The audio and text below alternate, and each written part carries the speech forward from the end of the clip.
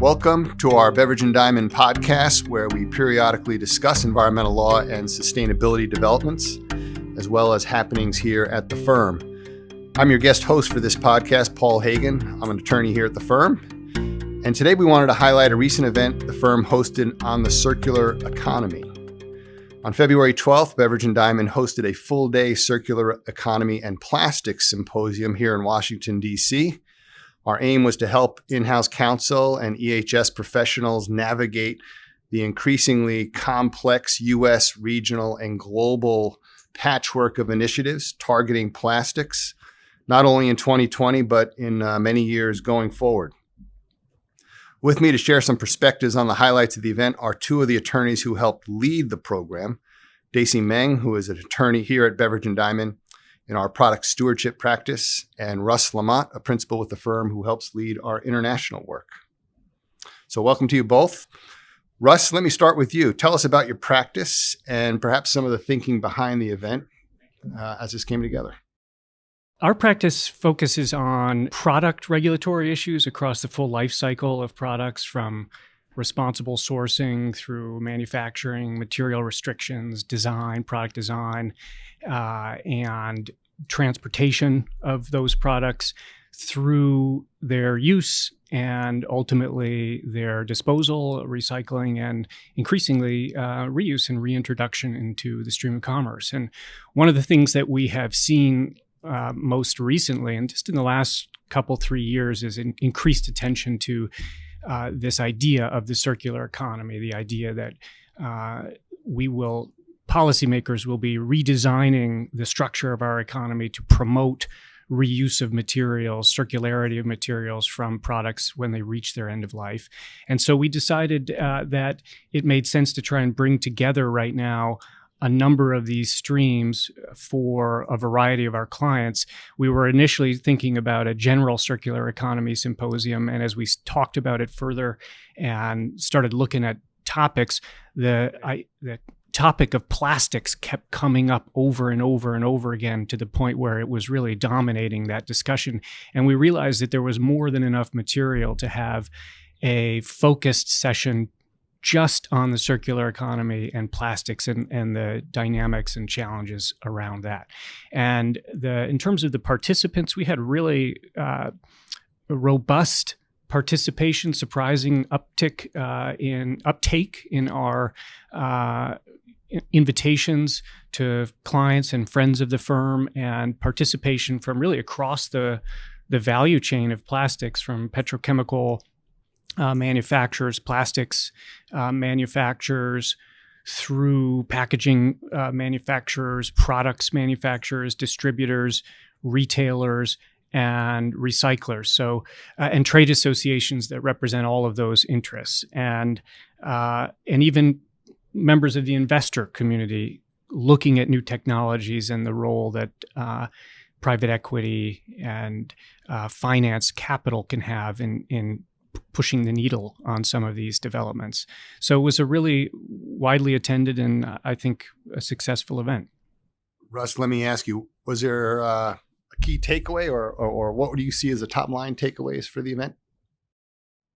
Yeah, a couple key takeaways. One was that looking at, and we covered a lot of different aspects of this issue, one pervasive theme that ran across all of the elements, whether it was the international or these federal regulations, state and local activity, investor-driven initiatives, is the pace of change around plastics regulation, driven by concern about the marine plastic litter crisis primarily, and the speed at which policymakers and the public, and in response, companies are looking at making changes in their supply chains, preparing for new regulatory developments, and looking to respond or even get ahead of many of these initiatives.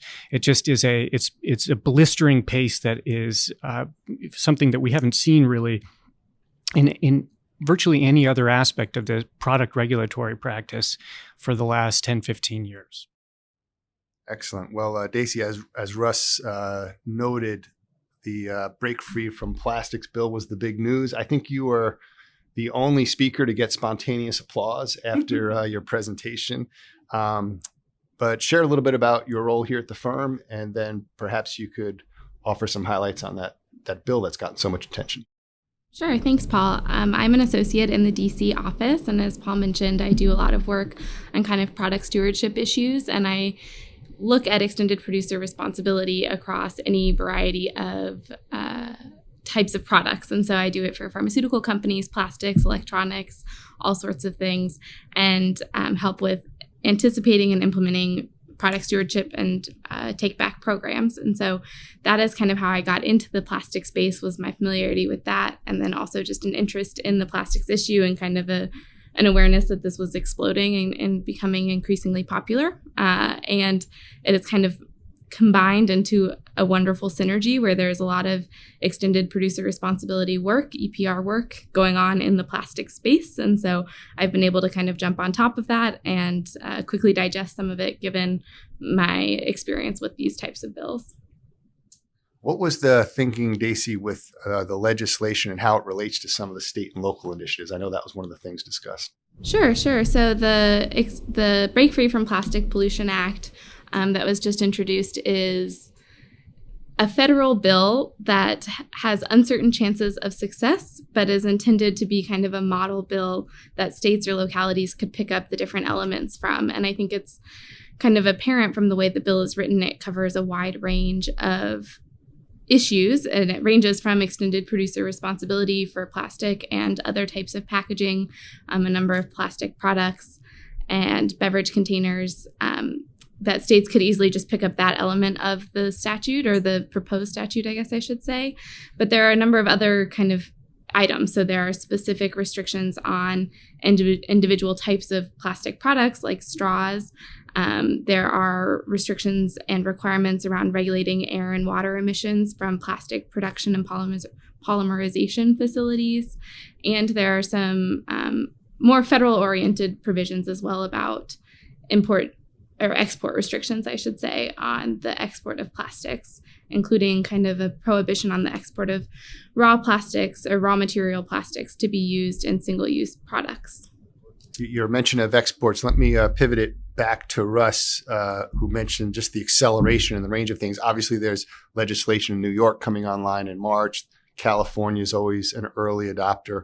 But a lot of this energy is at the international level. Russ, do you want to comment on what some of those international drivers are?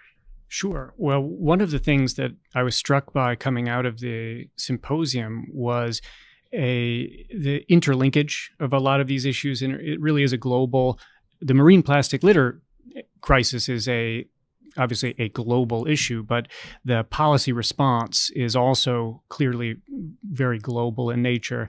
And we had a presentation by a representative of the European Commission's delegation here in Washington about what the EU is doing on circular economy and plastics and the initiatives around plastics. And I was struck by the overlap, almost one-to-one lineup of the EU's policies on the circular economy and plastics and elements of the Break Free from Plastic Act that Daisy was summarizing. So one dynamic aspect of this of the global challenge here is that policymakers are listening to each other and reacting to each other and building on what is happening in other jurisdictions. And of course, one feature of the products practice is that when one policymaker regulates a product, because of the global nature of the marketplace, those effects can ripple globally as well. So that was one dynamic. And then the other thing that we spent some time talking about was some of the implications from your old stomping ground, Paul, the Basel Convention on Trade and Transboundary Movement of Hazardous Waste, which adopted just last year an amendment on plastics that will transform the way plastic waste is regulated under the Basel Convention and bring within it, under its controls, a much wider range of plastics.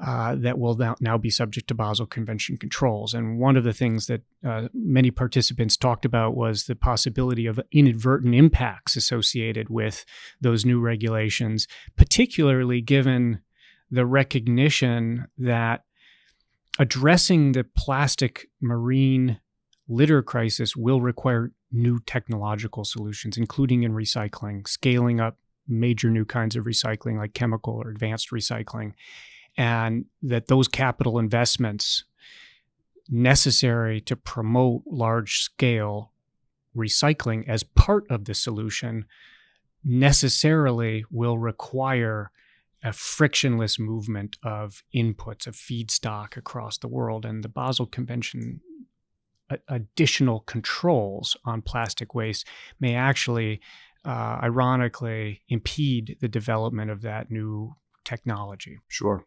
Controls and bans. Let me turn to both of you as we sort of near the end of our time.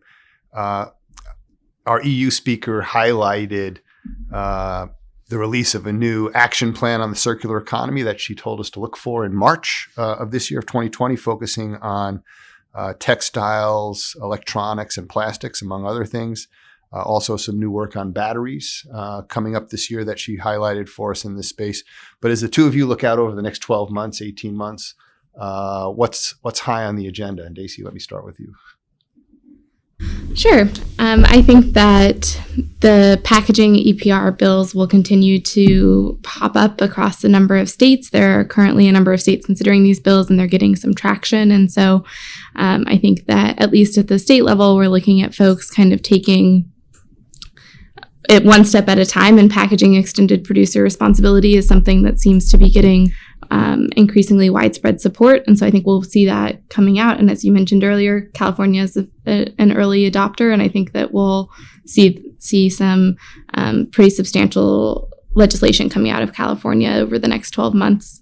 In addition to that, I think it's important to think about textiles and how that interfaces with plastics and the challenges around microfibers and microplastics in the ocean, and kind of what the potential health effects of those microplastics might be. And I think that's something that people are paying increasing attention to.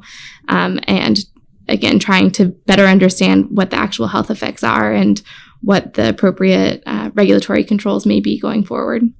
To Russ's point, perhaps I should say, I think that we'll continue trying to wrap our heads around kind of the broad scope of where plastics issues arise at all different levels of the value chain, and also kind of all different geographies around the world, and trying to figure out how that all fits together, I think is going to be the challenge that we need to overcome.